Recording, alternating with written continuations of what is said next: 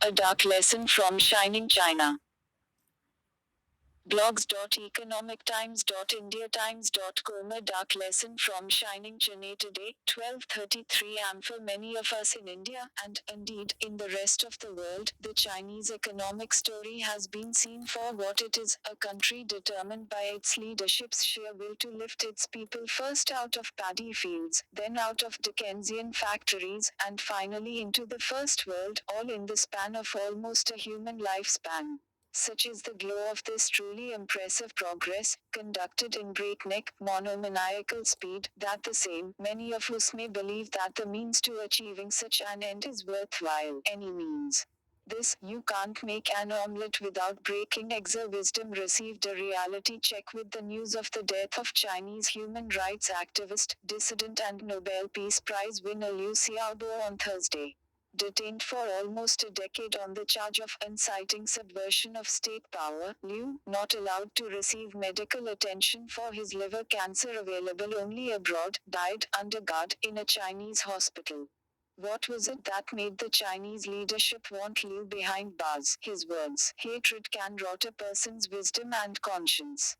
An enemy mentality will poison the spirit of a nation and inflame brutal life and death struggles, destroy a society's tolerance and humanity, and hinder a country's advance toward freedom and democracy. This is just a sample of Liu's criticism of a state in perpetual paranoia. He also advocated something that many of us in India still take for granted: to kill free speech is to insult human rights, to stifle human nature, and to suppress truth.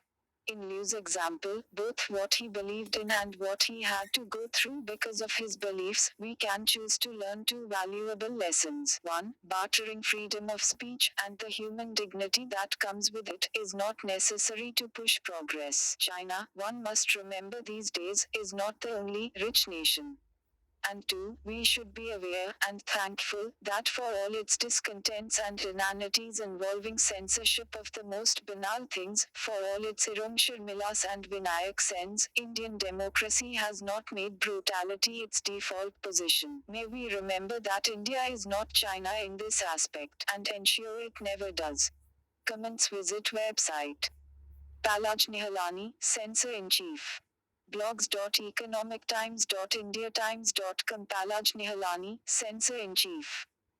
Today, 12:29 am. Nobel Prize winning economist Amartya Sen's views on politics in general, and on the ruling dispensation at the center, which is also the ruling dispensation in 13 states, are no secret. These views I edify on, both by Prof. Sen and by like-minded individuals, ranging across the dominant themes of Indian politics. Outrage on social media over the temerity of a mere intellectual to question the authenticity and wisdom of popular choice in India has accompanied such views, as well. Sen's exit from his pet project, the Nalanda University, did not embarrass the government or prevent the BJP from sweeping the Uttar Pradesh and Uttarakhand elections.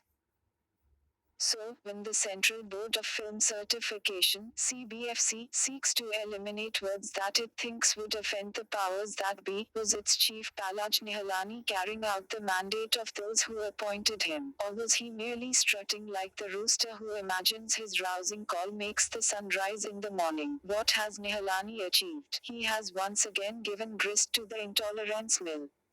Sen, being the academic of global stature that he is, seeking to gag his opinion and, childishly, to eliminate references to the cow and to Gujarat from a documentary on Sen, has drawn global attention to the state of free speech and expression in the world's largest democracy. Does Nihalani imagine he would be rewarded for his exemplary loyalty?